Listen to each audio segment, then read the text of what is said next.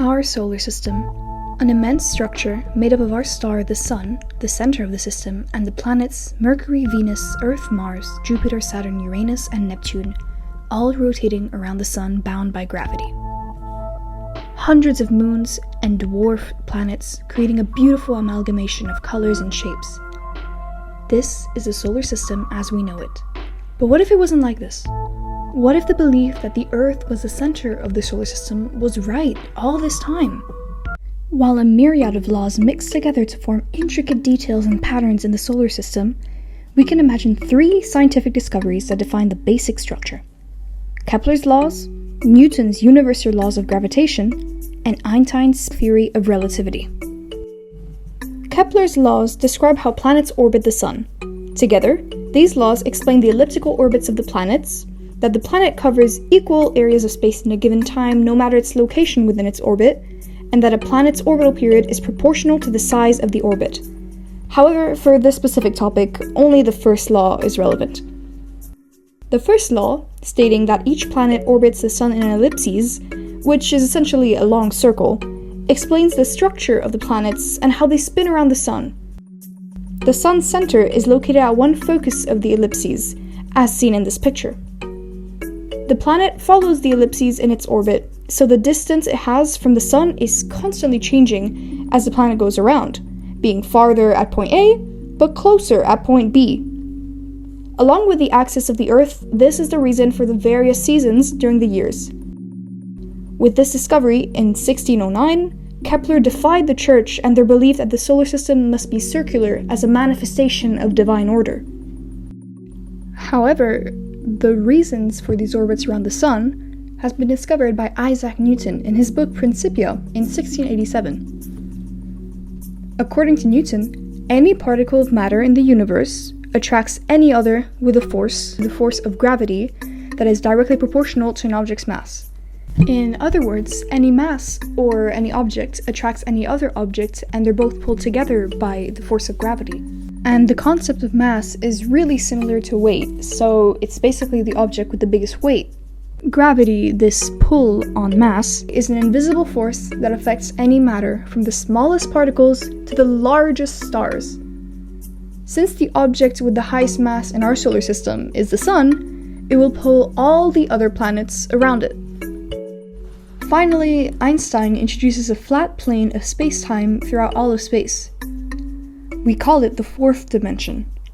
However, this plane can be bent. When any object has mass, it will bend space-time. The more mass it has, the stronger the curve it will create.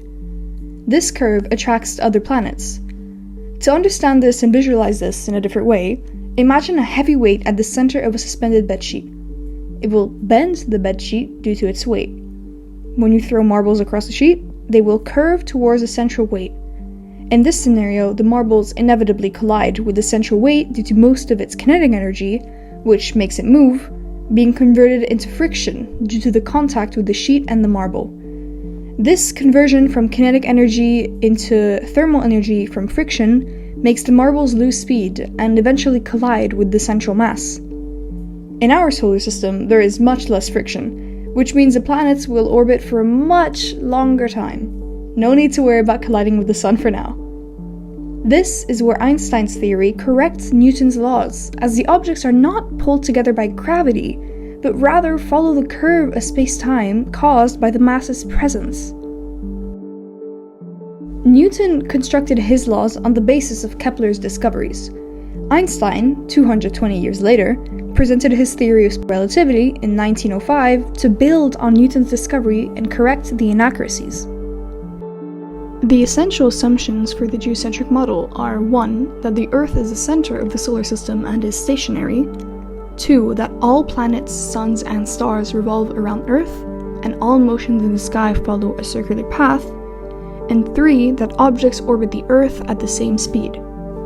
Essentially, the geocentric model is a view of the solar system where the Earth is the center instead of the Sun, extremely popular in ancient times. Suggested first by ancient Greeks, Eudoxus, according to NASA, came up with the model of the geocentric universe in 380 BCD. Aristotle then refined it, followed by Ptolemy. They believed the Earth was at the center with the sky or the heavens rotating around it in a series of layered spheres, which was in accord to the beliefs of the Church, and conveniently left enough space to place the heavens around the Earth. In reality, Aristarchus of Samos was the first to conceive the heliocentric model in 270 BC. However, his theory was disregarded. The Church's influence in scientific discoveries led to this geocentric model being used for a long time before Copernicus came to revolutionize this idea.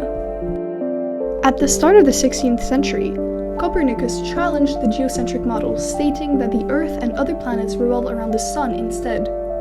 This simplified the motions of planets, replacing complicated epicycles. However, out of fear of backlash to his discovery, he waited to publish this until 1543. Unfortunately, Copernicus's heliocentric model couldn't explain the motions of the planets as he had designed it with circular orbits. This incited Kepler to refine the model with elliptical orbits.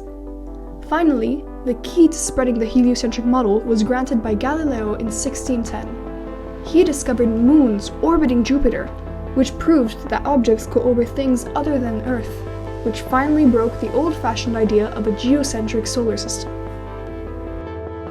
But what if the Earth really was the center of the solar system? What if we modified the characteristics of the planets and stars in our solar system and recreated a realistic, law-abiding geocentric model following Einstein, Kepler, and Newton's discoveries? Well, firstly, the mass of the Earth would have to change significantly, since the object with the biggest mass would bend space-time the most, inevitably becoming the center of the solar system. This would conform to Einstein's theory of general relativity. The mass of the Sun is approximately 2 million kg, followed by 24 zeros, a much larger number compared to the Earth's 6 million, followed by 18 zeros.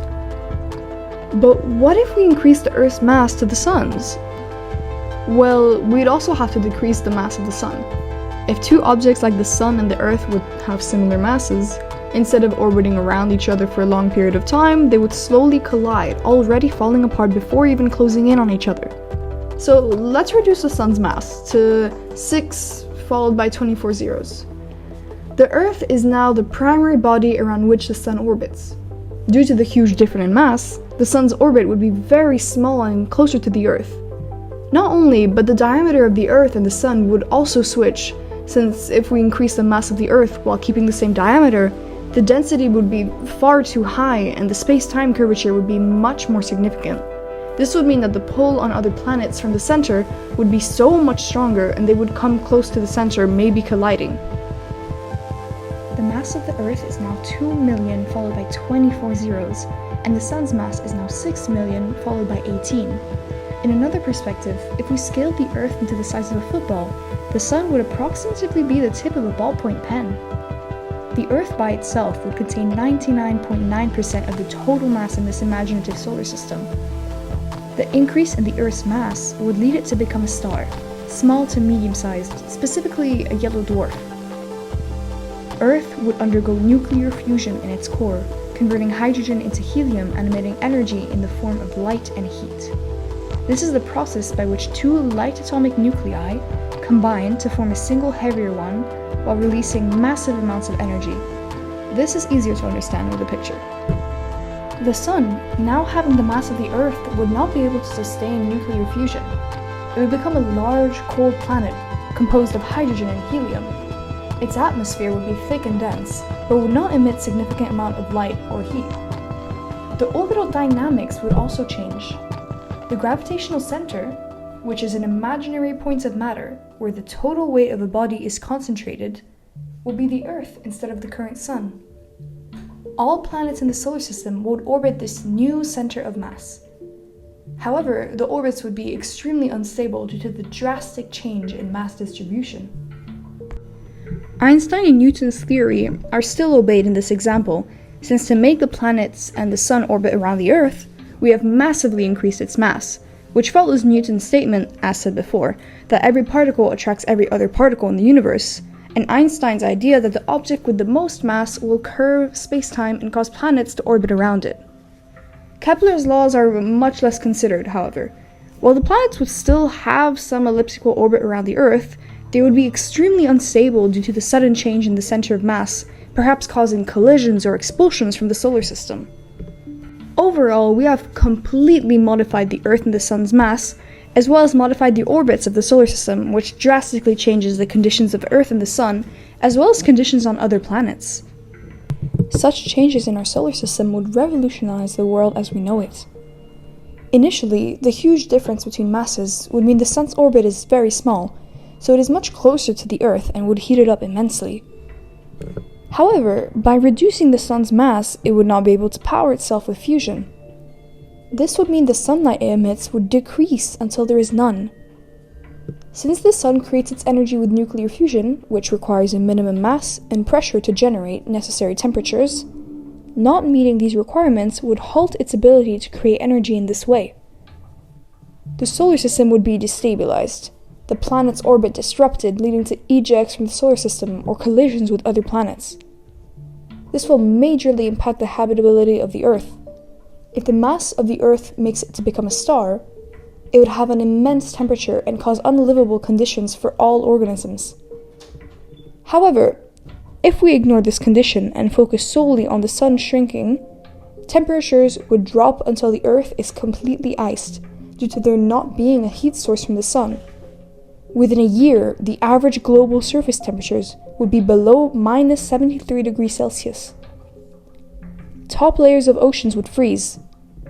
Furthermore, the orbits of other planets as we know it would change as well, being much closer to our planet, revolving around us at different speeds. This decrease in distance would revolutionize the night sky if we were still around to see it. Stars would be replaced by waves of color dancing across the sky. The planet Earth, however, would still have seasons, but not because of the tilted axes, rather because of the Sun moving up and down the celestial equator. Not only, but by switching the diameter of the Earth and the Sun, multiplying the Earth's diameter 109 times, gravity would become much stronger, as it depends on the Earth's mass and the distance from the center. This would make objects heavier, buildings crumble, as they were not built to sustain this pressure. Trees and humans would be much shorter, and their weight would increase as well if they stayed alive. For example, a football that is around 500 grams would be 14 kilograms, 28 times heavier. The change in size affects rotational dynamics, altering the length of days and nights. Since the outcome of this theoretical disturbance of the solar system doesn't really conform to information known in the realm of physics at this time, some details may be inaccurate to what the actual outcome of this scenario would look like. However, we can surely say that having the Earth as the center of the solar system would result in unlivable conditions for all of mankind. So let's be thankful for our Sun, who keeps us in the right conditions to be alive. But let's not stop there. What if the Earth tripled its distance from the Sun?